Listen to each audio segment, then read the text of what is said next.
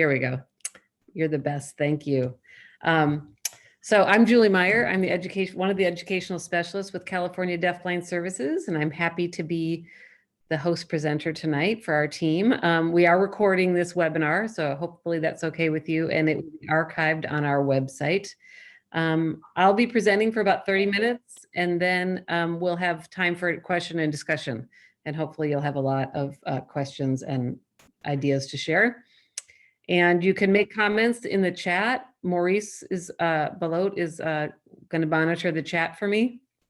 You can also raise your hand in the Zoom toolbar. And any of the raised hand questions we'll probably get to when we get to the presentation during discussion time. And I assume most people know how to unmute your microphone. It's in the bottom left, or you can hit your toolbar or your space bar. And I have some links that I'll be posting in the chat near the end. I hear all these bells coming. Lots more people are coming. That's good. Okay, so here we go. So what we're going to talk about today is experience books. And I don't know if you're here because you love experience books like me, or if you are here because you've heard about them and want to learn more, or if you don't know anything and you're just like coming to see us on Tuesdays. All of those reasons are good reasons to be here. And what I was thinking about actually just this morning was how a lot of our sessions, and we didn't plan this especially, I think connect really nicely. I think today's session on experience books ties really nicely into our session on routines. And then the next session was on object cues and calendar systems. Maurice talked about assessment and really focused a lot on thinking about what the child likes and what is meaningful to the child in terms of how they communicate. That's all tied to experience books. And then last week, Myrna talked about conversation, or 2 weeks ago, talked about conversations and reciprocal interaction, which again is tied to this type of literacy experience. And then in a few weeks, Kayla is going to talk about accommodations and modifications, which you'll see today when we learn how to make these. Will tie in nicely. And then I have another session on December 1st about looking at other literacy activities. So all of this is tying together so nicely. I'm very pleased. So here's my first slide, and I love this picture. I actually have it framed over there on top of my desk, and it's one of my favorite pictures of my two kids from a long, long, long time ago, because they're adults, and both of them are almost legal adults, actually. And this is a picture of my son laying on the couch and doing his reading, probably. I think he was still his last year in preschool there. And he's reading his favorite book, Dinosaurs Binkit. And it's just one of those books that little kids like, a board book, nice and sturdy, that has a pretty easy storyline that he memorized. And because he memorized it, he saw himself as a reader, and he would sit there and lay on the couch, and his sister would climb up and lay on his chest, and they would read the book together. And it was the sweetest thing. And it gave, it made him feel like he was a reader. She was doing something enjoyable with her brother. And it was a really, really nice experience for them. And it happened every day because it was a routine. He had to get his few minutes of reading in for school or whatever, and we were always also encouraging it. And my daughter turned into a voracious reader and still is. And I think a lot of it actually has to do with the fact that she had a sibling, someone her age, that she saw, having fun doing this when she was young. So let's think about experience books. So what they are is they are personalized books. So they're very individual to the child, that use objects or sometimes photos that are relevant to the individual. And the idea of the experience book is it's going to be very interesting and meaningful to the child. There's lots of ways to be promoting concept development and literacy skill development, and also just provide those opportunities for meaningful conversation and connection, as you saw with my children. And like any good book, they tell a story. And with experience books, they are highly personal stories that are told. So here are elements of experience books. Actually, first I'm going to ask a question, because then I'm going to look at it in the chat. if you've made experience books or used experience books, could you put that in the chat? Because I'm super curious to see.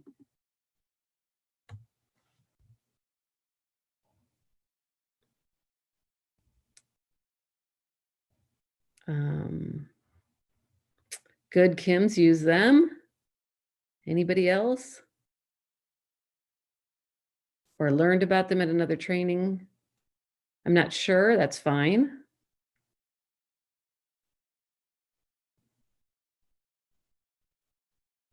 I've used them, great, Ava.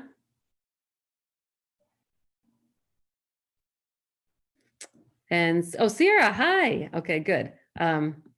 Okay, good, you have, that's great. And Heather, I love experience books with little ones. Good, good, good, good, good. Yeah, never heard of them, but frequently make book. Okay, good. All right, good. All right, that helps me to know. I just don't want to be boring and telling you things you already know. Okay, so the first thing is an experience book should tell a story, and we're going to select things for, and typically that you are using actual objects and items. So I'm going to tell you a story in a little bit about a pumpkin patch trip. But you find artifacts that are specific to the individual and that are really focused on their experience so that they have meaning for them. So what sometimes I think we look at commercial books, like you could take this book, Dinosaurs Bink It, and you could think about ways to adapt it by adding things to it. This one actually has a lot of features in it because it already has a blanket and things. But lots of times we take books, and I'll talk about this in a few weeks, where we adapt them to add some element that gives a child more information that they might be missing because of their vision and hearing loss. So this is different. This is not really finding a book that's already telling a story and adding things to it. This is making a story from the child's experience. And as we pick things for the child, we pick things that are meaningful for them. So we might think that if you're going to go to the pumpkin patch, the most important thing to put in it might be the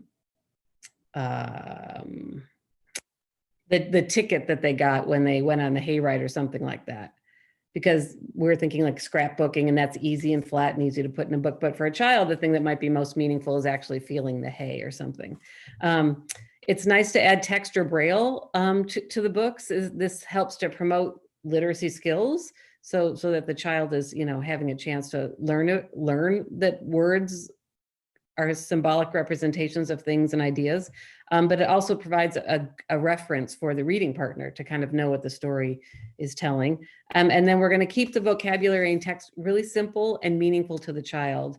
And then we're going to make sure that it's made, I've got all my props here, made out of sturdy construction. We're going to use sturdy materials because we want this to hold up while a kid is turning the page and looking at it over and over and over again, because like I showed you with my children, and as you can see by the wear and tear on this book, it's going to be something that the child's going to use a lot.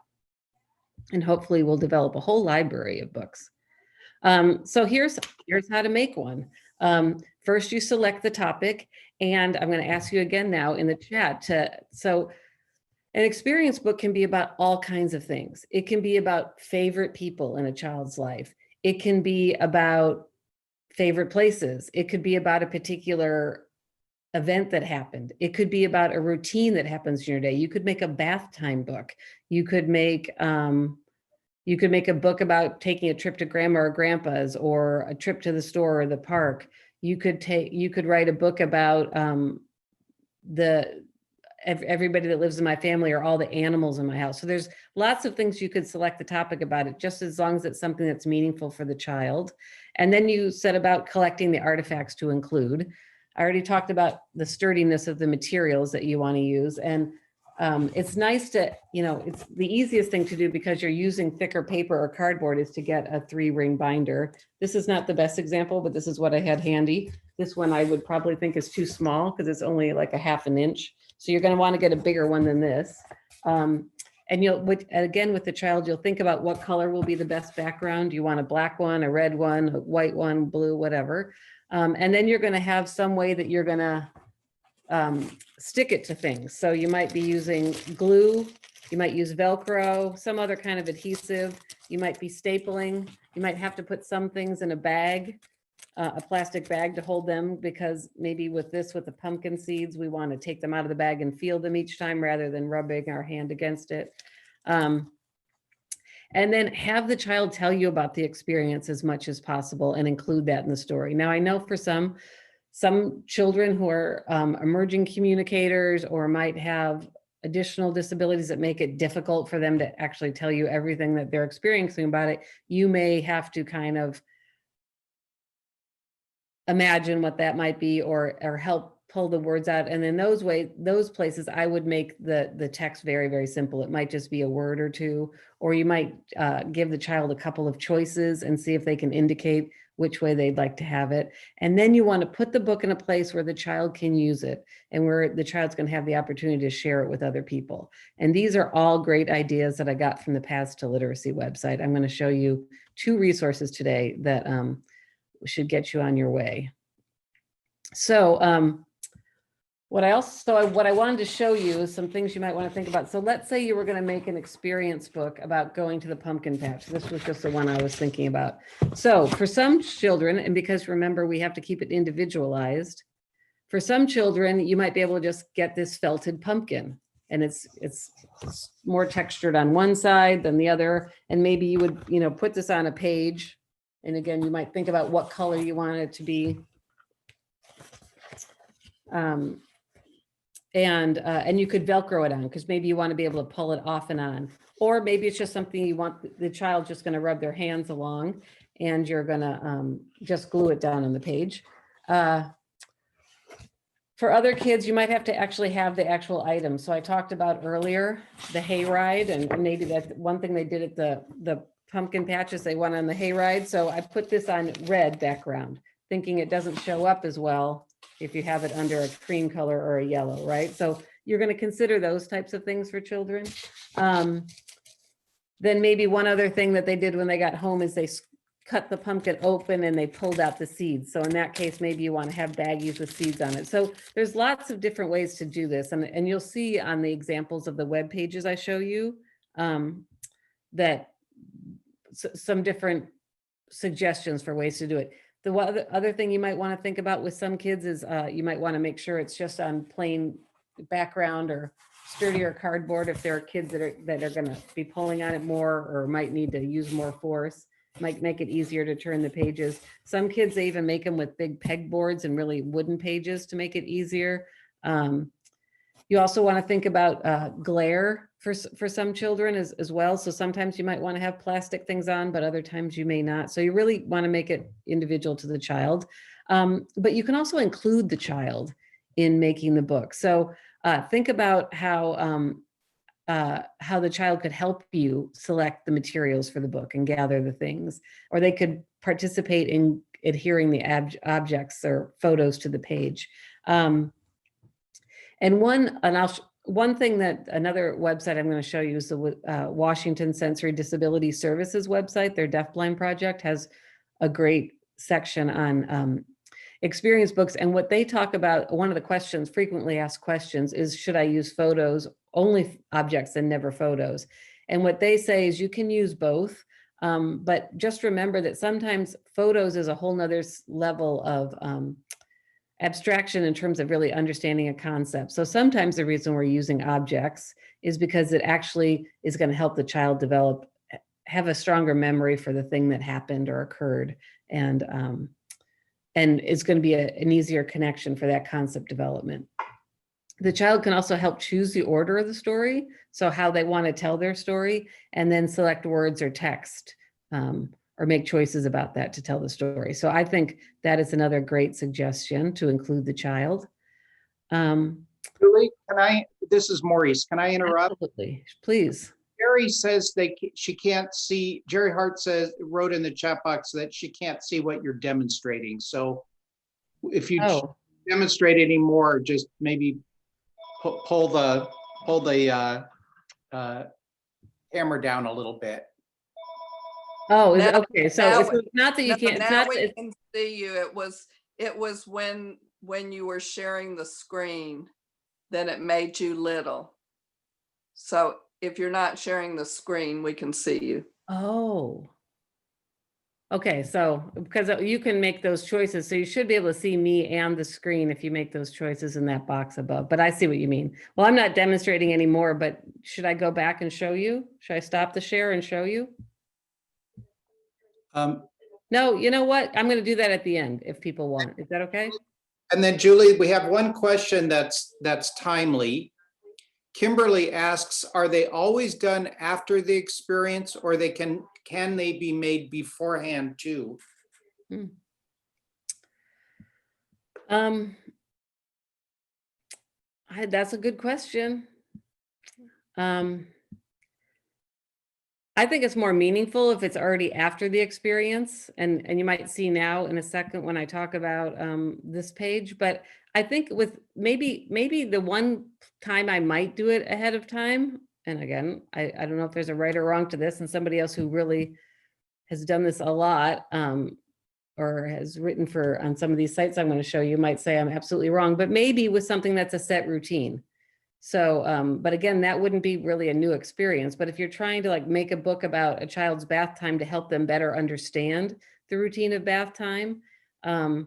But I think what would happen if you did it around like, say, like, let's do it about our trip to the pumpkin patch or our trip to the park, that I think you might end up selecting artifacts that you think are going to be meaningful to the child versus having the experience unfold and then you discovering what's meaningful to the child. I hope that makes sense. But Jerry, I will come back, and at the end when I stop sharing my screen, I can show things again if that's okay. So how to use them. So first of all, you need to use them regularly, just like other children have more success with developing literacy skills when they read every day or have literacy experiences every day with, reading partners that are enjoying that with them in a reciprocal interaction. You need to do this with these books. So find time to do this every day, and start to develop a library so that your child can maybe choose which book they want to read. They should be involved in the activity in terms of helping they can be practicing early literacy skills of turning pages. So learning that, there's an order to things, looking at and maybe touching the pictures or the text or braille. Books, you can use the book to maybe prepare for a weekly activity, such as, so maybe they've had the trip to the park or the trip to the store, but this is a regular thing that happens every week. So we can look at that book ahead of time to help the child prepare for it. There's you can do, once kids are back in school, you can also do this to prepare a child for like their library time, or maybe their PE time, things like that, special things that happen during the week.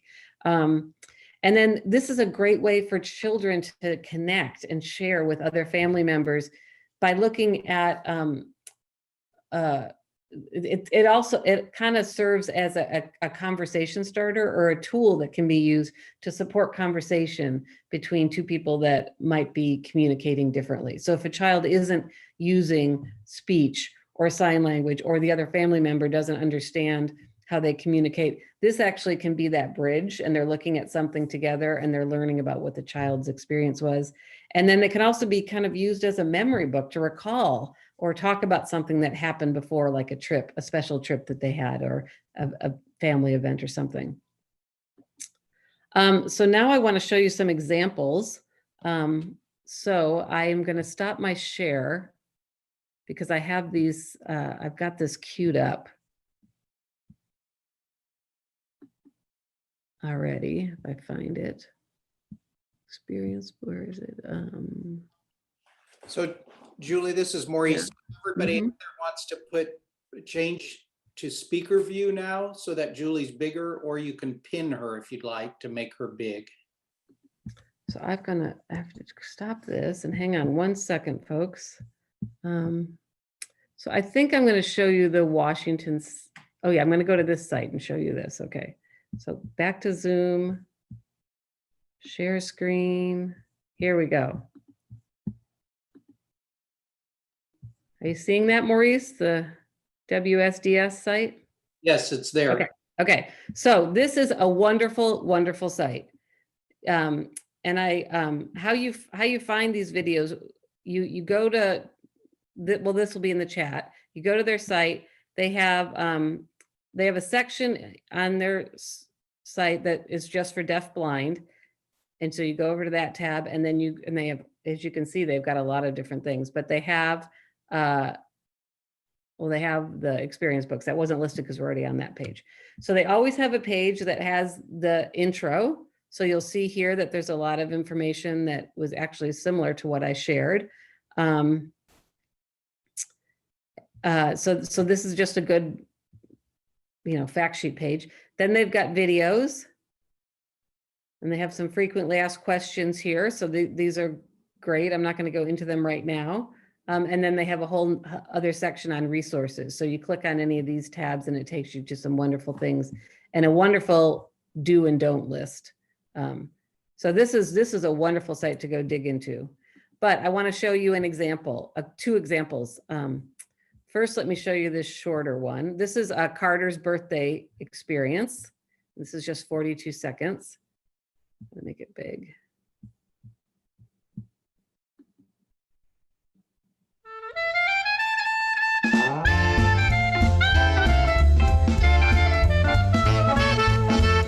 It's my birthday party. Today is my birthday. I have a balloon. I'm going to probably wear a hat. There are noisemakers at my party. I like to blow on them and listen to the noise. Had so much fun at my birthday. I opened a present. It was a piano. Had so much fun at my birthday party. The favorite part was the musical guitar.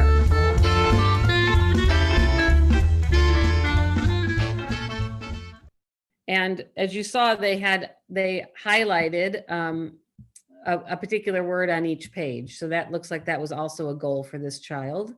But I want to show you this. This is if you're going to start up at the very, very beginning. And what I like about this one is this one really shows about using literacy very early on in a child's life, but tying it to probably the things that are like the most concrete or easy for him to attach meaning to his family members and his favorite toy. So this one is narrated. How do we get started with an experience book? Here's one example of an experience book that was created with a specific child in mind.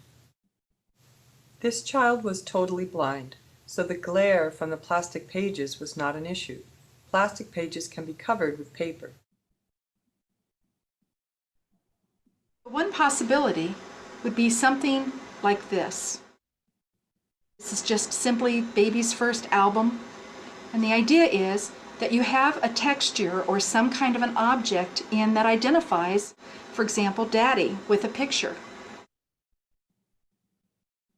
Anybody could read this book with your baby or your young child. And this is a necklace that represents mommy because that's what she has. And this is the type of hair because of his sister. And then this represents a favorite toy such as Bongo Boy. And then a nipple from the same type of bottle that he eats from. How can you get started with a first experience book? Start simple. Identify who is in the child's life. What objects are related to his experience with each person. Start with things the child already touches and likes. This child's family started with the people he knows and Bongo Boy. Over the years, they created more than 40 experience books for him. His library included My Grandpa, My Sister's School Bus, Grandpa's Workshop, A Walk Down the Block, and A Trip to the Grocery Store. Grandpa's Workshop included pieces of wood and a handkerchief to represent a game they always played. At age 3, the boy could select a book on his own and have a conversation about things that had happened in another time and place. He didn't speak or use sign, but he would go get a toy or a matching object to show what he wanted. One experience book led to a whole library of experience books, opening the door to communication and lifelong learning.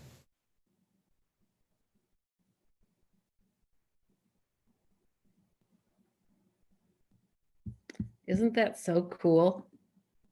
So that is, and on this page, then there's several videos that you can watch about different examples. We're not going to watch any more of those now, because now I want to show you a different page. Maurice, tell me, can we see, is this showing paths to literacy now? Yes, it is. Okay, great. So this is another great site. Those of you, if there's anyone out there that's a teacher of the visually impaired, you might already know about this site. If you've worked with us with TA before, you may know about this site because we share it widely. It's phenomenal. It's all the content on it is put together collaboratively by people from several different organizations, Perkins School for the Blind, the Texas School for the Blind and Visually Impaired, some family members around the country. So there's tons of stuff here for a wide range of kids with visual impairments, including those who are deaf-blind. And I want to show you how to find things on this site. First, you can go to Browse by Topics. And as you see here, there's a lot of different topics here, and that's where you could find information that could be helpful for someone who's deaf-blind. You could find things around emergent literacy, multiple disabilities, all those sites you might find something on experience books. But if you actually jump right over here to secondary topics, look at that. You've got experience books right there. So you click on that and you wait for it to go to that site. Come on, here we go. And then you have on this page, my, come on, it's going slowly. Sorry, it's probably feeling shy because it doesn't like the stage fright. But anyways, what you're going to see in a moment when this occurs is there's a whole drop down list of lots of examples of experience books and good articles and topics. I don't know why it's going so slow because I even practiced this beforehand. Okay, I'm gonna check the chat. Oh, good. Maurice, thank you. Oh, you put both those in there already. Well, those are the two things I was going to add. Okay, I'm going to quickly just see if it helps if I refresh. Hang on. Everything's moving slow right now. I hope I'm not frozen.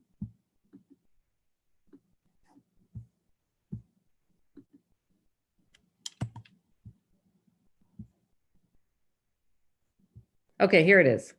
Okay. So if you go, so you can see that there's the birthday party experience. You can use, there's this one with using real large objects like clothing. There's pegboards, as I said. There's think about taking a field trip. There's one about a kid who had a birthday party experience for conversations. There's a Christmas one. So lots of different examples. So I would encourage you to check that out. So now I'm going to come back. I'm going to stop my share.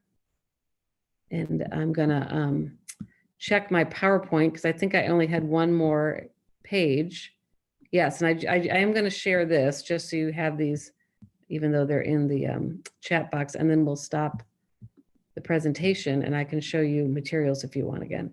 So Maurice put these links already in the chat, but there's a lot of places you can get information about experience books, but these are actually the two that I go to the most and that I share the most.